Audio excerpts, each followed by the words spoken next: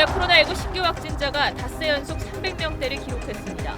방역당국은 수도권의 거리 두기를 내일 밤 12시부터 2단계로 격상하기로 했습니다. 유흥업소는 사실상 영업을 할 수 없고 카페도 포장과 배달만 허용됩니다. 수능을 11일 앞두고 서울의 고등학교 곳곳에서 학생들 감염이 잇따라 비상입니다. 일상 감염도 잇따르는 가운데 무증상 감염이 70% 육박할 수 있다는 미국 연방질병통제센터의 연구 결과가 나왔습니다.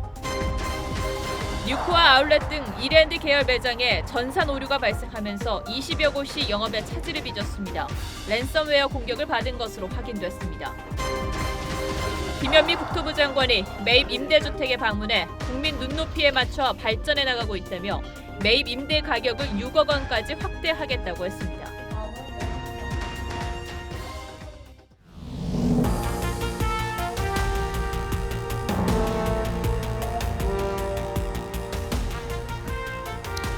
여러분 안녕하십니까? 박정훈입니다. 코로나19가 빠르게 확산되면서 결국 정부가 수도권의 사회적 거리 두기 단계를 상향 조정했습니다. 내일까지는 현재 1.5단계가 적용되지만 모레 자정부터 2주 동안 2단계로 높아지는 겁니다. 불과 닷새 만에 거리 두기 단계를 격상할 정도로 코로나는 우리의 안전과 생활 전반을 위협하고 있습니다. 확진자는 닷새 연속 300명을 넘었는데 검사 건수가 평일의 절반 정도였던 걸 감안하면 이 숫자의 의미가 다르게 다가오실 겁니다. 아시는 것처럼 거리두기 2단계가 시행되면 우리 생활에도 많은 변화가 오게 됩니다. 먼저 성민혁 기자가 정부 발표 내용을 자세히 전하겠습니다. 정부가 수도권의 사회적 거리두기를 내일 밤 12시부터 2단계로 올리기로 했습니다. 1.5단계가 시행된 지 불과 닷새 만에 2단계로 격상하는 건 다음 주 수능을 앞두고 겨울철 대규모 확산을 차단하기 위해서입니다. 수능 시험 이전의 확산세를 꺾고 겨울철 대유행을 막기 위해선 거리두기 단계 조정 등을 포함해 가능한 모든 조치를 검토해야 합니다.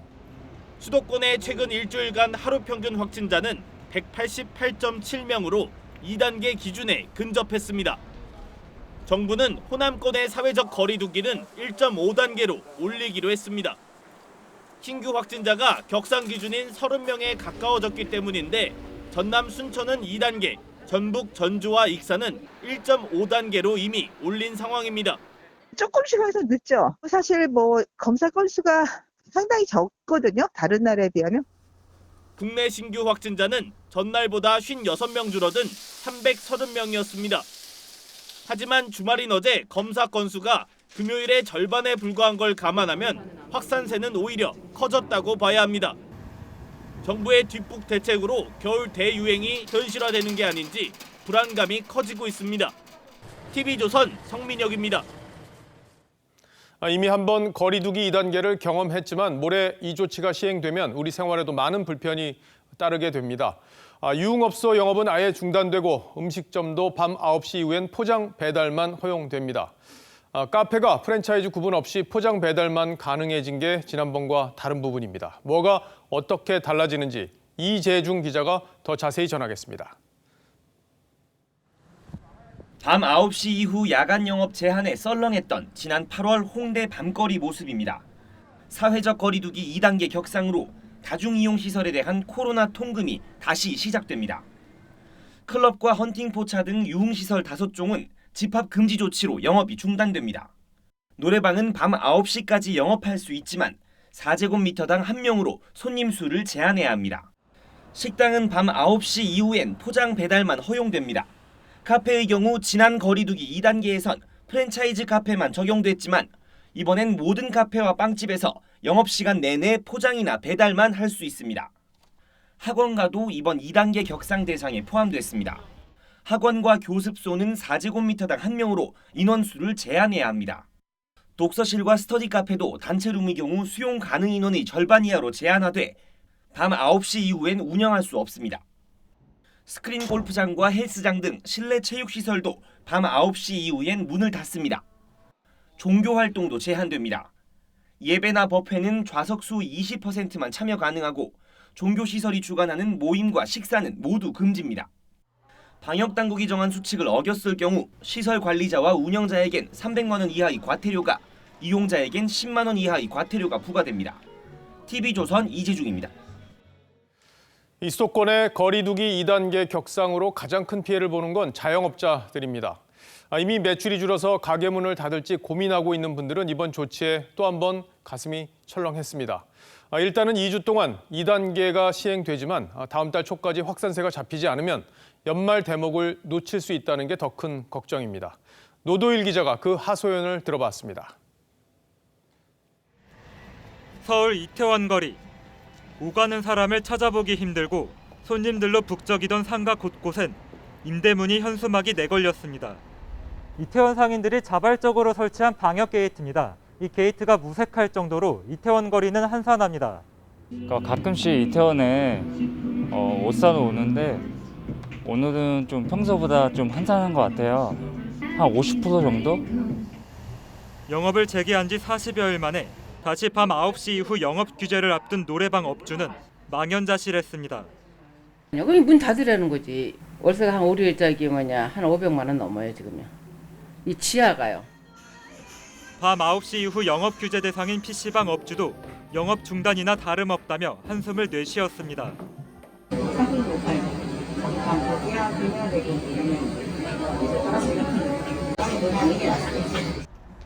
대다수의 자영업자들은 방역 취지엔 공감했습니다. 길게 가면 서로 손해거든요. 그러니까 한 번에 진짜 딱 잡는 건 알 거.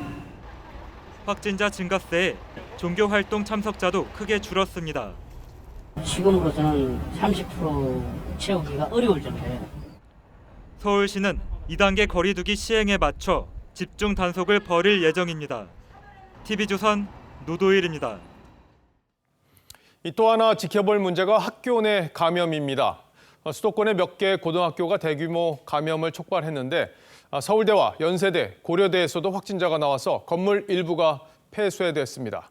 이태희 기자가 취재했습니다.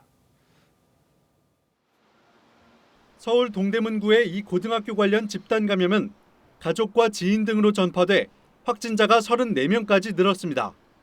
이미 지난주에 검사가 다 끝났기 때문에 접촉자가 있을 수 있겠으나 대량으로 많이 늘어날 가능성은 없습니다.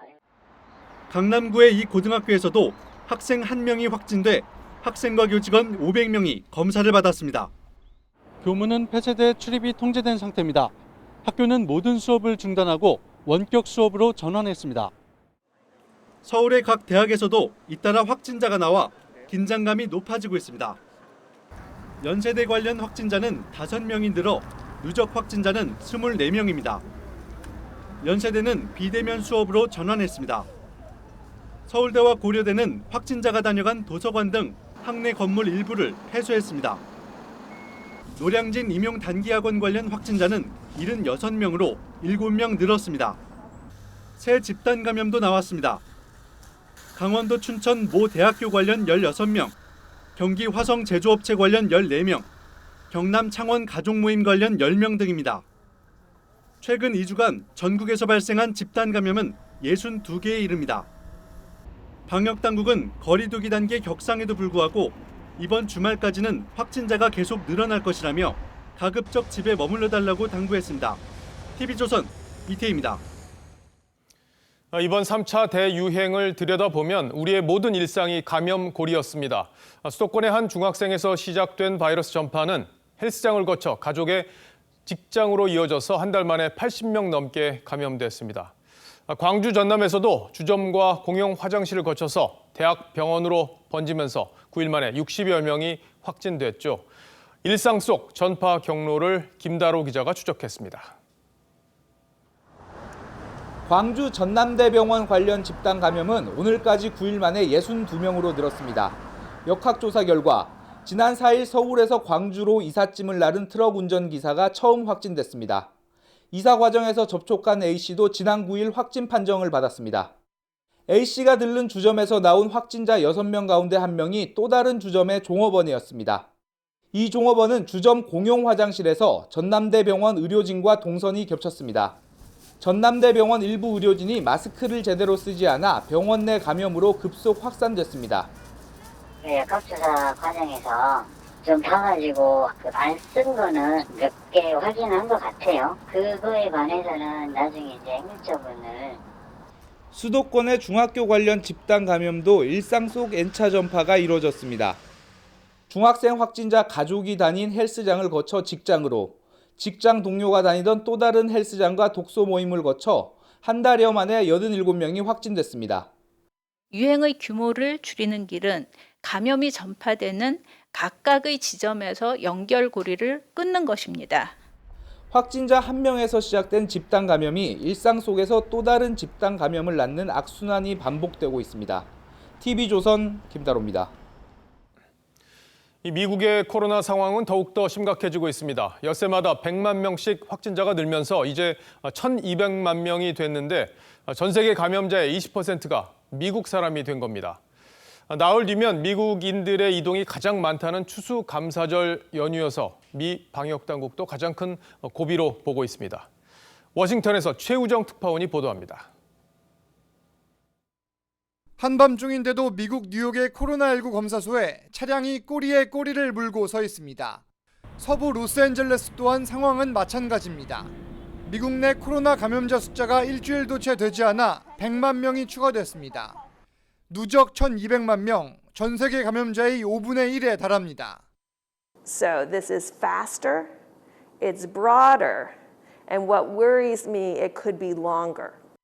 날씨가 추워지고 사람들이 실내로 몰리며 바이러스가 걷잡을 수 없이 확산되는 추세입니다.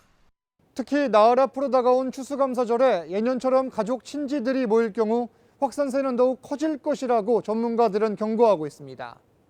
바이든 당선인조차 가족 3명이서만 추수감사절 식사를 하겠다며 모임 자제를 촉구했지만 이 기간 동안 미국 내에서 5천만 명이 이동할 것으로 전망됩니다. 상황이 심각해지자 미 식품의약국 FDA는 리제네론 항체치료제의 긴급 사용을 승인했습니다. 트럼프 대통령이 코로나19에 걸렸을 때 투약했던 약입니다. 이 같은 단일 클론 항체치료제는 미 제약사 일라 112 제품에 이어 두 번째 긴급 사용 승인입니다. 워싱턴에서 TV조선 최우정입니다.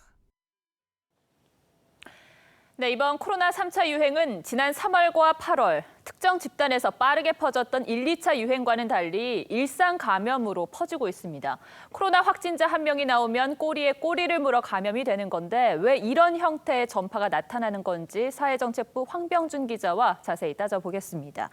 자, 황 기자, 산발적 감염은 계속해서 있어 왔는데 갈수록 전파 장소는 더 많아지고 전파 규모는 더 세분화되는 양상이에요. 왜 그렇습니까?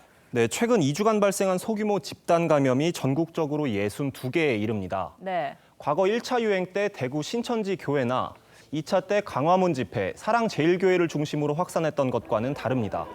가족이나 지인 모임, 학교, 직장, 교회 등 우리 일상 공간 곳곳으로 바이러스가 확산하고 있습니다. 그럼 이런 N차 감염이 더 많아진 이유는 뭘로 분석을 합니까? 네, 코로나19의 주된 증상이 기침과 발열인데요. 이런 증상이 나타나지 않거나 본인이 느끼지 못하는 무증상이 한 요인으로 꼽힙니다. 그러니까 자신이 감염된 사실을 모른 채 가족이나 지인들을 만나면서 조용한 전파가 이루어지는 겁니다. 그럼 이런 무증상 감염이 어느 정도나 되는 겁니까? 미 질병예방통제센터의 분석이 하나 나왔습니다. 코로나 전파자의 24%는 증상이 전혀 없었고 35%는 증상이 나타나기 전 단계였습니다. 결국 전파자의 59%는 무증상이었던 겁니다. 네. 또한 감염 이후 4에서 6일이 되는 날 전파력이 가장 높은데 이때도 감염자는 아무런 증상이 없다 보니 자신도 모르는 사이 전파를 해서 무증상 감염이 최대 70%까지 늘어날 수 있다고 분석합니다. 이거는 해외 사례인데 국내에서도 무증상 감염이 70%나 됩니까? 네, CDC처럼 많은 환자를 분석한 사례는 없지만 국내에서도 비슷한 분석이 있었습니다. 지난 6월 인천에서 개척교회 관련 감염이 잇따랐는데 인천시가 조사해보니 확진자의 70%가 무증상자였습니다. 더군다나 최근에 감염이 되는 사람의 절반이 40대 이하 젊은 층인데 젊은 층일수록 건강하기 때문에 감염이 돼도 증상이 없는 경우가 많습니다. 그렇죠. 조용한 전파자가 우리 사회 곳곳에 만연해 있다고 봐야 하는데 최근 감염 재생산 지수가 1.6으로 치솟은 것도 조용한 전파와 연관이 있습니다. 이 조용한 전파자 얼마나 되는지 확인할 수 있는 방안은 없습니까? 방역당국은 그걸 파악하기 위해 항체 조사를 합니다. 가장 최근에 한 조사가 지난 6월부터 8월에 있었는데요. 서울과 경기, 대구, 대전 등 13개 시도에서 국민건강 영양조사에 참여한 1,440명을 조사를 했는데 숨어있는 조용한 전파자를 단 한 명 찾아내는데 그쳤습니다. 네. 8월 2차 유행 발생 전이었기 때문에 3차 유행이 시작된 지금 상황과는 상당한 거리가 있다고 볼 수 있겠습니다. 뭐 지금 하면 다른 결과가 나올 수도 있겠네요. 자, 그럼 조용한 전파자를 잘 찾아내면 이제 안전해진다고 볼 수 있겠습니까? 네, 안심할 수는 없습니다. 예. 미국 뉴욕시의 경우 시민의 24%가 항체를 보유한 것으로 나타났지만 아시다시피 지금 미국은 2차 대유행의 홍역을 치르고 있습니다. 영국 등 유럽도 마찬가지인데요. 특히 처음 집단 면역을 시도했던 스웨덴은 최근 이를 포기하고 봉쇄를 택했습니다. 네, 결국 우리 주변에 숨은 조용한 전파자가 있다고 생각을 하고 스스로를 지키는 방법밖에는 없어 보이네요. 황 기자 잘 들었습니다.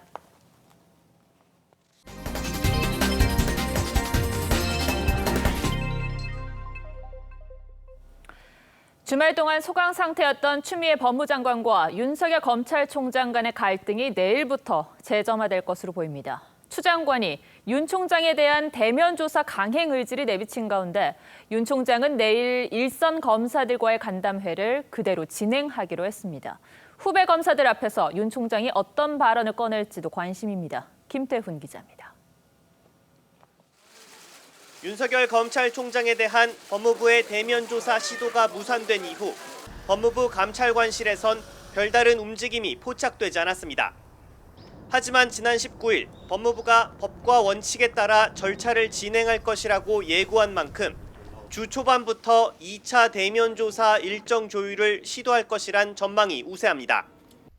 윤 총장은 내일 예정된 공식 일정을 소화하겠다며 정면 돌파를 시사했습니다. 공판 중심형 수사 시스템 개편을 주제로 일선 검사들과 점심 식사를 겸한 간담회를 갖기로 한 겁니다. 윤 총장은 지난 17일에도 이른바 갑질 사건을 맡았던 일선 검찰청 검사 6명을 대검찰청으로 불러 사회적 약자 보호 오찬 간담회를 진행했었습니다. 검찰 안팎에선 총장을 상대로 한 추미애 법무장관의 직접 감찰 시도에 맞서 내부 조직 다지기에 나섰다는 분석도 나왔습니다. 추 장관과 윤 총장 갈등이 고조되면서 양측 지지 진영 간 장외 신경전도 격화되고 있습니다. 추 장관이 SNS를 통해 지지자들이 보낸 화환 사진을 공개하자 법무부가 있는 서울 과천청사 앞엔 윤 총장을 지지하는 진영이 보낸 근조 화환 행렬이 생겨났습니다. TV조선 김태훈입니다. 인천의 한 도로에서 승용차가 전봇대와 가로수를 들이받는 사고를 냈습니다. 20대인 이 운전자는 면허 취소 수준의 만취 상태였습니다. 사건 사고 소식 강석 기자입니다. 전봇대가 구겨지고 가로수는 움푹 파였습니다. 승용차는 조수석 앞바퀴가 떨어져 나갈 정도로 부서졌습니다. 오늘 새벽 3시 20분쯤 인천 부평구에서 20대 남성 A씨가 차를 몰다 연쇄 사고를 냈습니다. A씨의 혈중 알코올 농도는 면허 취소 수치를 넘었습니다. 음주 상태에서 충격하시고 그다음에 이제 거기서 신고받고 출동한 경찰관들에게 이제 검거가 되신 거고. 부산대교 10m 높이 구조물 위에 한 남성이 서 있습니다. 오늘 새벽 0시쯤 40대 남성이 경찰 조사가 불만이라며 3시간 동안 투신 소동을 벌였습니다. 사건을 제대로 안 해준다고 해갖고 그게 불만 가지고. 골프장에 소떼가 뛰어다닙니다. 멧돼지는 봤어도 이 소 이거는 또 처음입니다. 이거지. 어미소와 송아지까지 10여 마리에 이릅니다.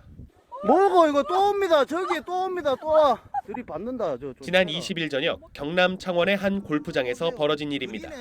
골프장을 휘젓던 소떼는 근처 방목장으로 다시 돌아갔고 다행히 다친 사람은 없었습니다. TV조선 강석입니다.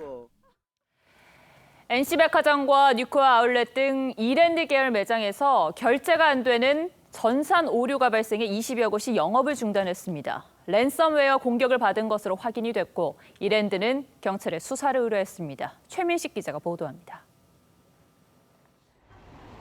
서울 강남의 뉴코아 아울렛입니다. 일요일 오후 한창 손님들로 붐빌 시간이지만 2층과 3층 출입구엔 철제 차단벽과 함께 전산장애로 영업을 종료한다는 안내문이 붙었습니다.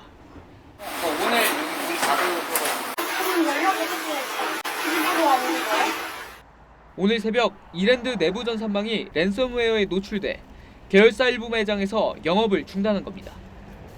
외부 전산망과 연결된 일부 점포에선 영업이 가능했지만 하루 종일 카드 결제 시스템이 제대로 작동하지 않아 곳곳에서 차질을 빚었습니다. 결제가 영수증은 나오는데 안 될 수가 있어요. 그게 지금 전산이 어이없다가지고.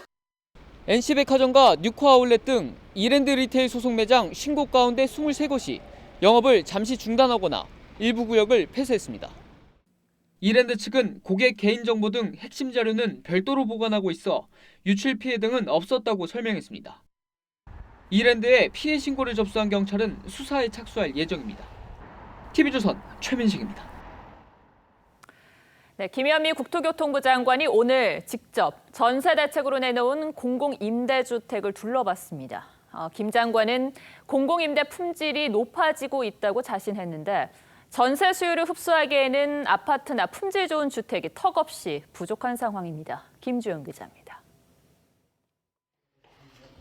은평구의 한 공공임대주택에 도착한 김현미 국토부 장관. 신발장부터 열어봅니다. 자녀 2명을 가진 가구가 입주할 수 있는 방 3개짜리 매입임대주택입니다. 보증금 1,000만 원에 월세는 75만 원으로 인근 시세의 절반 정도입니다. 아이들과 분리해서 화장실을 사용할 수 있도록 설계되어 있습니다. 정부는 2022년까지 주택 18,000호를 매입해 공공전세로 공급할 예정인데 주택 매입 단가를 6억 원까지 올려 품질을 높인다고 강조했습니다. 현장을 찾은 김 장관은 공공임대주택의 품질을 자신하면서 전세 수요도 흡수할 수 있다고 말했습니다. 자녀가 많은 가정도 거주할 수 있고 걸어서 10분 거리에 초등학교와 지하철역이 있는 접근성이 좋은 주거 공간입니다. 하지만 전세 수요를 흡수할지는 여전히 미지수입니다. 지난 7월에서 10월 전국의 연립주택 전세 가격은 0.38% 올랐지만 아파트는 6배 가까운 2.22% 오르며 아파트 강세를 확인시켰습니다. 전 세계적으로 국가 주도로 해서 그런 공공임대주택을 다 공급해서 시장을 잡은 사례는 거의 없다라고 보시면 돼요. 이번 전세 대책의 아파트 공급량은 2만 9천여 채, 서울엔 2천여 채에 불과해 전세난에 숨통을 틔울 수 있을지 의문입니다. TV조선 김주영입니다. 내일부터 올해 종합부동산세 고지서가 발송됩니다. 대상과 금액 모두 역대 최대치를 넘을 것으로 보이는데 주택 공시지가도 앞으로 시세의 90%까지 올리기로 했으니 매년 역대 최대를 갱신할지도 모르겠습니다. 곳곳에서 세금 부담에 소가리를 하고 있습니다. 오늘의 포커스는 갈수록 무거워지는 종부세 고지서에 맞췄습니다. 서울 강남의 한 호텔. 하루 숙박료가 12만 9천 원입니다. 1년 365일로 계산하면 4,700만 원 수준. 앞으로 5년 뒤면 서울 반포에 있는 전용 면적 112제곱미터짜리 아크로 리버파크 주민들은 종부세로 이 정도 금액을 내야 합니다. 현재 시세 75% 수준인 공시가는 2025년까지 90%로 올라 종부세도 올해 1,172만 원에서 4,736만 원으로 뛰게 됩니다. 우선 소득이 없는 은퇴자에게 큰 부담입니다. 다 여기 사는 사람들은 다 60대, 70대, 80대인데 그 사람들이 무슨 소득이 있어요? 집값과 공시가가 동시에 오르면서 올해 처음 종부세를 내게 된 곳도 늘었습니다. 강변 건영과 강변 현대, 서울숲 푸르지오 등이 과세 기준인 공시가 9억 원을 줄줄이 넘겼습니다. 지금은 공시가가 시세 50에서 70%가량으로 차이가 크지만 정부는 공시가격 현실화를 명분으로 2030년까지 공시가를 시세 90%까지 올려 격차를 줄여간다는 계획입니다. 이에 따라 부동산 관련 세금도 지금의 서너 배로 뛰게 됩니다. 주택 가격대별이라든지 주택 유형별로 차이가 많이 있어서 이에 그 균형성을 맞추기 위한 전체적인 로드맵을 저희가 만든 것이고요. 현재 서울 아파트의 중위가격은 9억 원 선인데 지금처럼 집값과 공시가가 계속 오르면 서울 아파트의 절반이 종부세를 내야 할 수도 있습니다. 우선 내년부터는 1주택자도 종부세율이 최고 0.3%포인트 오릅니다. 내년에도 공시가격이 올라가는 거에 따라서는 올해 냈던 세금의 150%까지 세부담이 계속 늘어날 수 있습니다. 집 없는 무주택자들도 초조하기는 마찬가지입니다. 앞서 정부는 재개발과 재건축 요건을 까다롭게 하고 여기에 보유세까지 올려 주택 수요를 억제했습니다. 사정이 이렇다 보니 집을 사는 게 점점 어려워지고 있습니다. 나라에서 내는 정책을 지켜보고 집값 떨어지기를 기다리고만 있는 상황입니다. 집이 있어도 걱정, 없어도 걱정. 실거주자의 세부담을 덜어주거나 거래세를 낮춰주는 보완 방안이 필요할 때입니다. 뉴스7 포커스였습니다. 오늘 민주당에서는 친문계 의원 50여 명이 대규모 싱크탱크를 출범시켰습니다. 정권 재창출을 위해 정책을 제안하는 게 목표라고 하는데 관심은 내년 대선 후보 경선 때 이 모임이 어떤 식으로든 역할을 할 수 있다는 겁니다. 그 바람에 이 모임을 이낙연, 이재명 양강 구도를 달가워하지 않는 친문 진영의 전략적 움직임으로 보는 시각도 있습니다. 황정민 기자가 출범식 현장에서 친문 의원들의 속내를 엿봤습니다. 민주주의 4.0 연구소 출범식. 도종환, 전해철, 홍영표 의원 등 친문 중진들이 한자리에 모였습니다. 개파 정치를 조장한다는 이유로 해체된 부엉이 모임 멤버들입니다. 여기에 이광재, 윤호중 의원까지 현역 의원만 56명이 참여했습니다.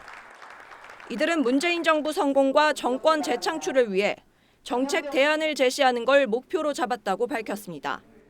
문재인 정부가 반드시 성공하는 정부로 마무리할 수 있도록 끝까지 지켜내야 합니다. 친문계가 내년 대선 후보 경선 등 굵직한 정치 이벤트를 앞두고 이낙연, 이재명 양강 구도를 깰 제3의 인물을 대선 주자로 내세우려는 움직임이라는 평가도 나옵니다. 이 대표가 취임 4개월이 지나도록 친문 표심을 확실히 장악하지 못하면서 이런 연구 모임을 통해 친문 적자를 키우려는 의도라는 겁니다. 민주당 한 의원은 친문 헤게모니를 유지하기 위한 부엉이 모임 2기와 다를 바가 없다고 했습니다. 실제로 이재명계 인사들은 단 한 명도 이름을 올리지 않았습니다. 양정철 전 민주연구원장도 모임 출범 전에 여권 분열을 조장할 수 있다는 우려를 전한 것으로 알려졌습니다. 하지만 연구 모임 의원들은 이런 정치적 해석을 경계하고 있습니다. TV조선 황정민입니다. 정치권에선 이번 주 공수처 문제로 한바탕 대충돌이 예상됩니다. 여당이 주중에 법 개정 절차를 밟겠다고 예고하면서 야당에선 장외투쟁까지 거론되고 있죠. 여야의 입도 점점 거칠어지고 있습니다. 차정승 기자가 정치권 움직임을 취재했습니다. 국민의힘 주호영 원내대표는 자신의 페이스북에 공수처가 권력형 비리의 쓰레기 하치장이 될 것이라며 공수처장 자리에는 추미애보다 더한 막무가내 내 편을 앉힐 게 분명하다고 했습니다. 민주당이 이번 주 수요일 법사위에서 공수처법 개정안을 상정해 강행 처리하겠다는 방침을 강하게 비판한 겁니다. 민주당은 야당 추천위원 2명의 반대로 공수처장 후보 추천이 무산되자 의결 정족수를 7명 가운데 6명에 찬성해서 3분의 2 이상으로 고치는 개정안을 발의했습니다. 총력 저지를 예고한 야당은 국회 보이콧은 물론 장외투쟁까지도 시사했습니다. 공수처의 무리한 급발진이 국회를 멈출 만큼 시급한 사안인지 여당은 심사숙고하기 바랍니다. 민주당은 과거 정부의 문제를 거론하며 부정부패 용의자의 저주라고 비난했습니다. 대국민 사과 내신 공수처 출범을 방해하기 위해 권력형 부정부패 용의자가 된 것처럼 저주에 가까운 입장을 낸 것에 대해 깊은 유감을 표합니다. 공수처로 인한 갈등으로 내년 예산안과 주요 민생 법안 처리를 앞둔 정기국회에도 먹구름이 꼈습니다. 내일 있을 여야 원내대표의 회동이 연말 정국의 분수령이 될 전망입니다. TV조선 차정승입니다.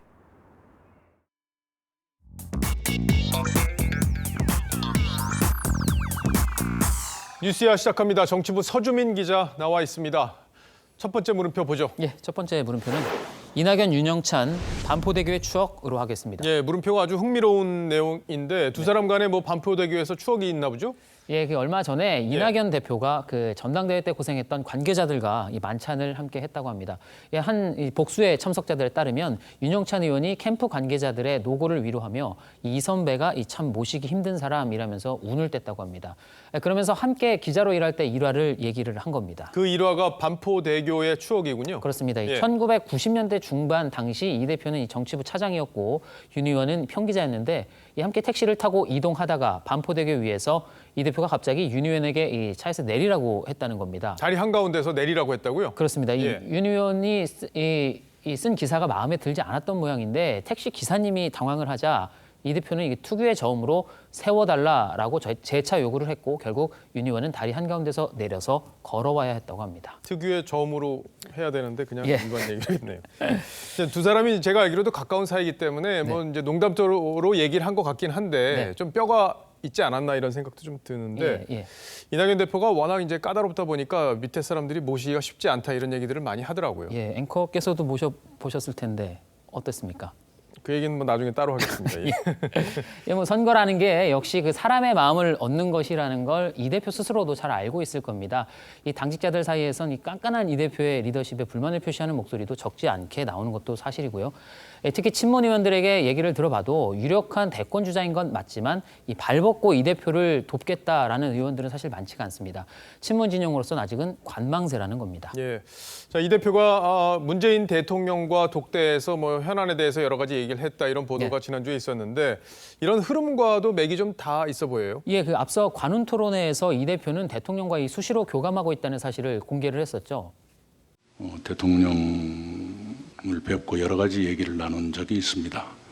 거기에는 여러분께서 상상하시는 문제도 포함됐습니다. 네, 또 다른 대권 주자인 정세균 총리도 지난 10일 공개적으로 이 개각을 예고한 바가 있습니다. 문 대통령과의 교감을 과시하면서 이 차기 주자로서의 존재감을 드러내려 한 거 아니냐 이런 해석이 나왔습니다. 예. 대통령께서 인사권을 가지고 계시고 총리는 필요하면 의견을 피력하고 하는 것은 매우 자연스러운 일이다. 사실 이달 들어서 이제 친문 진영 내부에서 정세균 총리를 차기 후보로 미는 걸 고민한다 이런 말들이 이제 들리기 시작하던데 두 사람이 대통령과 교감을 지금 강조하고 있는 거 이런 것도 이제 차기 구도, 경쟁 구도에서 어떤 변수가 될지 지켜봐야겠어요. 네. 자, 첫 번째 물음표 정리해보죠. 예, 첫 번째 물음표 이낙연, 윤영찬 반포대교의 추억의 느낌표는 흔들리는 친문대교로 하겠습니다. 예. 이 대표가 이 친문 진영의 지지를 지금처럼 기반으로 확고한 대선 주자가 될지 아니면 기자 시절 윤영찬 의원을 반포대교에서 내리라고 했던 것처럼 이 친문대교 한가운데서 본인이 또 내리게 될지 궁금합니다. 예. 다음 물음표로 가보죠. 예, 두 번째 물음표는 조국 박사와 하이드로 하겠습니다. 예, 지킬 박사와 하이드를 뭐 패러디한 것 같은데 이제 하나의 인물에서 내부에 두 개의 인격이 존재하는 그 이야기를 하고 싶은 거죠? 네, 그렇습니다. 조국 전 장관이 여권의 가덕도 공항 추진을 적극 옹호하면서 공항 이름을 이 가덕도 노무현 국제공항으로 짓자고 했었죠. 그런 이 조 전 장관이 8년 전엔 이 SNS에 올린 글에선 선거철이 되니 또 토목 공약이 기승을 부린다. 신공항 10조면 고교 무상교육 10년이 가능하다라고 적었습니다. 예. 뭐 선거철을 앞두고 토목 공약이 기승을 부린다. 뭐 이런 얘기였던 것 같은데 재보궐선거를 앞두고 선심성 정책이 나오는 상황. 이건 뭐 비슷해 보이는데 입장은 좀 많이 달라진 것 같아요. 그렇습니다. 그런 걸 두고 이 김경률 회계사가 이 선과 악을 오가는 지킬 박사에 빗댄 표현입니다. 조 전 장관은 논란이 되자 시간이 흐르면서 생각이 바뀌었다며 팝송을 하나 올렸는데요. 어떤 노래인지 한번 들어보시죠. But I changed my mind. I changed my mind. I changed my mind. I changed my mind. And I changed my mind. 뭐 생각을 바꾸는 건 본인 자유인데 왜 생각을 바꿨는지 정치인으로서는 좀 책임 있는 설명이 필요할 것 같아요. 예, 그 가덕도건 김해건 이 동남권 신공항에 대한 국민적 합의가 이뤄졌다. 또 부산, 울산, 경남 항공 여객 수요가 2056년 이 4,600만 명으로 경제성이 충분한 것으로 드러났다는 등의 이유를 들었습니다. 자, 그러니까 이제 국민적 합의가 있고 수요가 충분하기 때문에 마음을 바꿨다 이런 취지의 설명인데, 네. 자, 지금 검증이 발표 이후에 이제 부울경 쪽하고 대구 경북 쪽이 이제 민심이 오히려 갈라지는 그런 상황인 건데, 네. 여객 수요가 충분하다는 조 전 장관의 주장은 검증이 된 겁니까? 네, 그 조 전 장관은 국제 민간 항공기구 이 아이카오 등의 자료 분석 결과를 근거로 들었습니다. 예. 그런데 전문가의 얘기는 전혀 다릅니다. 그것은 사실이 아닐 겁니다. 이 자료라는 거는 근거가 없다는 건가요? 적어도 아이카오 자료로는? 아이카오에서는요, 예. 2050년 거를 하질 않고요. 예. 특히 여기 동남권에 대해서는 관심이 없죠. 그것은 허구입니다. 네, 아이카오는 2035년까지만 예측을 하고 그마저도 우리 공항에 대해서는 장기 수요를 예측하지 않는다는 겁니다.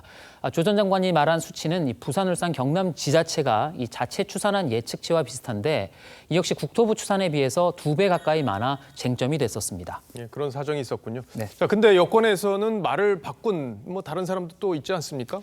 그렇습니다. 이재명 경기지사는 이 김해 신공항을 잘한 결정이라고 했었는데 2016년 결정이 잘한 결정이다 예. 이렇게 얘기를 했었는데 과거 발언을 한번 보시죠. 새로운 갈등을 만들지 말아야 합니다. 김해공항 이미 확정하기로 약속했으니까 우리 국민들이 만족할 수 있는 수준으로. 예, 하지만 이 지사는 지난달 인터뷰에선 김해공항 확장은 부당한 결론이었다며 가덕도 신공항을 지지했습니다. 입장이 확 달라졌군요. 네. 두 번째 물음표도 정리해보죠. 예, 두 번째 물음표 조국 박사와 하이드의 느낌표는 여자의 변신은 무죄라고 하는데 예. 정치인의 변심은 유죄로 하겠습니다. 정치인의 변심은 유죄다. 네. 정치인도 생각이 바뀔 수 있지만 그 말의 무게를 생각하면 이제 말을 바꾼 이유를 충분히 설명하고 또 사과할 필요가 있으면 사과도 하고 이렇게 해야지 되지 않을까 이런 생각이 듭니다. 예. 잘 들었습니다. 지금까지 서주민 기자였습니다. 네, 조용한 경남 남해의 한 시골 마을이 얼마 전 들썩였습니다. 13남매를 둔 서울 토박이 40대 부부가 400km 떨어진 이곳으로 귀촌을 했는데 주민들이 마을 잔치를 열어서 15명의 대가족을 맞이한 겁니다. 이들은 왜 귀촌을 택한 걸까요? 이성진 기자가 만났습니다. 경남 남해군의 한 마을에서 잔치가 열렸습니다. 서울에서 이사온 일가족 15명을 환영하는 자리입니다. 어쨌든 사정하고 우리 잘 지내봅시다. 함께 같이 오래오래 삽시다.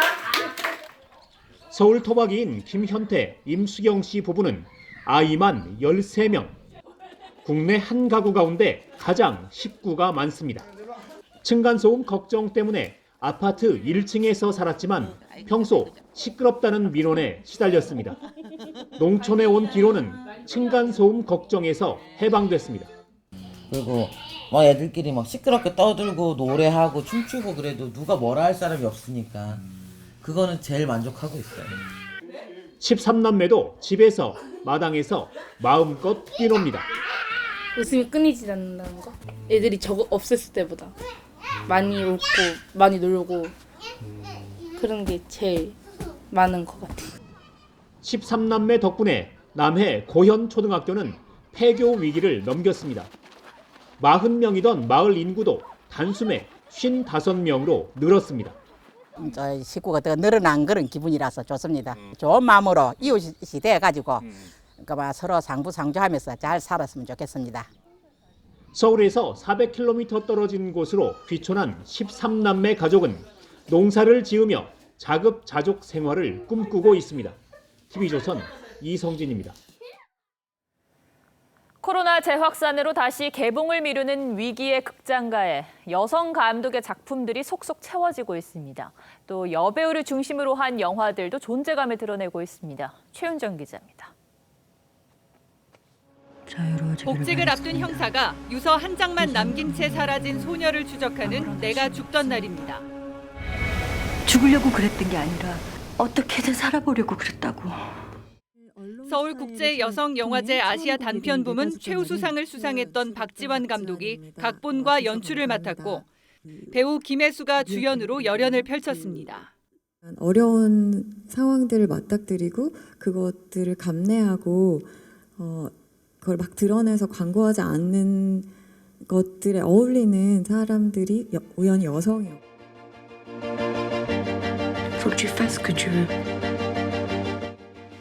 생계를 책임지는 엄마를 대신해 동생을 보살피는 빈민가 소녀의 성장 스토리를 그린 걸후드.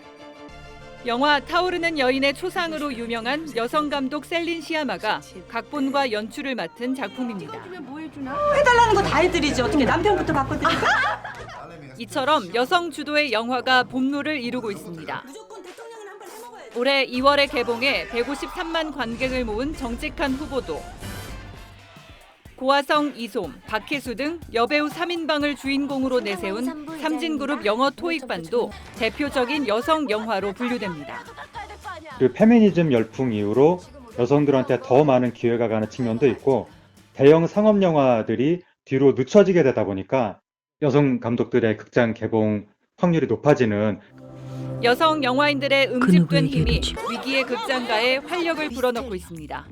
TV조선 최윤정입니다.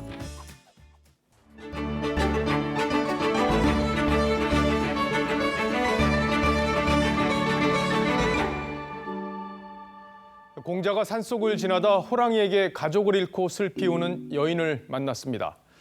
공자는 왜 이곳을 떠나지 않느냐고 물었지만 여인은 세금을 피하려면 산속에 있어야 한다고 했다죠. 가렴주구가 호랑이보다 무섭다는 바로 가정맹어호 이야기입니다. 2500년 전 공자가 살던 때도 그랬지만 가혹한 세금은 민심에 피멍을 들게 합니다. 문재인 정부 들어 세금이 올라도 너무 올랐다고들 합니다. 집 한 채 가진 중산층도 집값 폭등으로 종부세 대상이 됐고 세율도 크게 올랐죠. 공시가격까지 실거래가의 90%로 올리기로 하면서 서민층의 보유세 부담도 늘게 됐습니다. 양도세와 취득세도 올랐고 기업의 법인세 부담도 높아졌습니다. 소득이 없는 은퇴자들은 보유세를 내려고 아르바이트까지 해야 할 판입니다. 지난 여름 국민들은 부동산 규제와 증세에 반대하며 거리로 나왔고 온라인에선 조세 저항 국민운동까지 벌어졌습니다. 세금과 스트레스를 조합해 만든 텍스트레스란 신조어까지 생겨났죠. 세금이 국민 허리를 휘게 한다는 가사의 풍자 노래는 또 어떻습니까?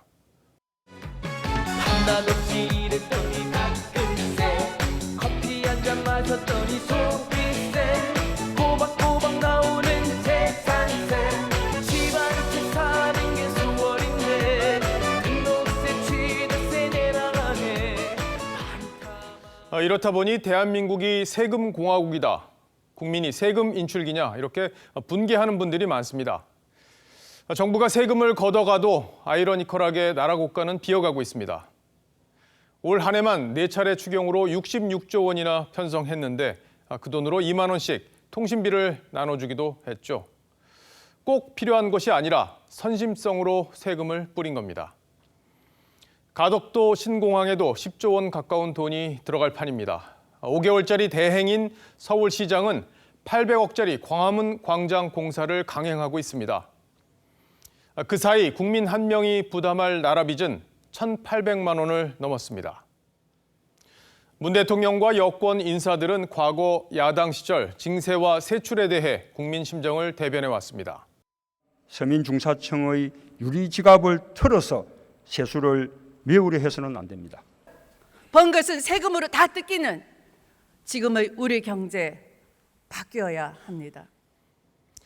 코로나라는 변수가 생기긴 했지만 이렇게 세금을 더 걷어서 마구 써댄다면 미래 세대는 고통을 감당하기 어려울 겁니다. 고 정주영 현대그룹 창업주는 회사 돈 관리를 강조하면서 내 돈이면 이렇게 쓰겠냐 하고 질책했다고 하죠. 세금을 걷는 일과 쓰는 일에 삼가지 않는다면 성난 민심은 머지않아 호랑이로 돌변할 겁니다. 피 같은 세금이 정권의 쌈짓돈이 될 수는 없는 일이니까요. 오늘 앵커가 고른 한마디는 유리 지갑을 털어선 안 된다 였습니다.